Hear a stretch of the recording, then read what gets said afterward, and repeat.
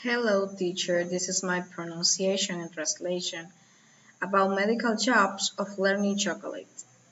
Okay, medical jobs. Certified nursing assistant, medical interpreter, fitness instructor, home health aide,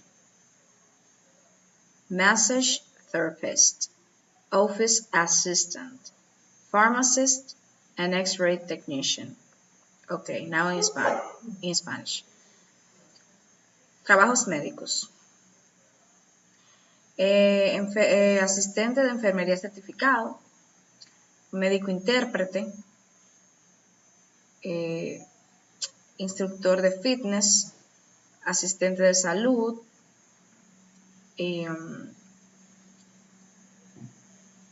masajista terapeuta, asistente de oficina, farmacéutico y técnico en rayos X.